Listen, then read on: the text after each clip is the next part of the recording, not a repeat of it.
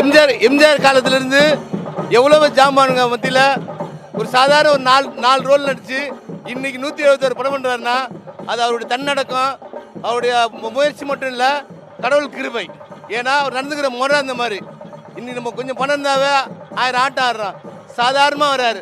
இது வேஷம் கிடையாது. நிறைய பேர் வேஷம்வாங்க. வேஷம் கண்டிப்பாக தெரிஞ்சிடும். இப்போ ஆடியோ லாஞ்சில் பேசினாரு, கடவுள் சொல்கிறாரு, கடவுள் என்கிட்ட சொல்கிறாரு, நம்ம ஒன்று சொல்லுவோம், கடவுள் சொல்கிறத நம்ம செய்வோம், நான் கடவுள் பேச்சு கேட்குறேன்னாரு. எங்களுக்கு அட்வைஸ் கொடுத்தாரு, உடம்புக்கும் சொன்னார். போன ஆடியோ லாஞ்சில் வந்து குடி விட்டுருங்கன்னாரு. நான் 23 குடி விட்டாச்சு, 2 வருஷம் ஆகுது. இன்னைக்கு தலைவன் சொல்லியிருக்காரு, உடம்பு பார்த்துங்க, உடம்பு பார்த்தீங்கன்னா உடம்பு நமக்கு கெடுத்துருந்தாரு.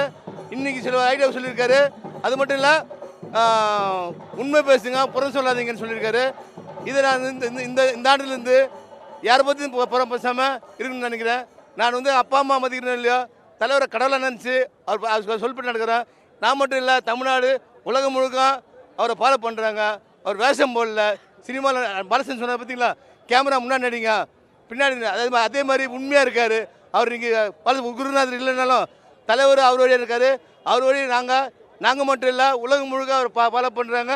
நல்லா இருப்போம். நாங்கள் நல்லா இருக்க மாதிரி எங்கள் ஆயுஸ் ஃபுல்லாக அவர் கொடுத்து இன்னும் பல படம் பண்ணணும், நல்லா இருக்கணும். மக்களுக்கு இப்போ மறைமுகமாக சொல்கிறது இன்னும் அதிகமாக செய்யணும்னு சொல்லிவிட்டு வாழ்த்து. நன்றி வணக்கம்.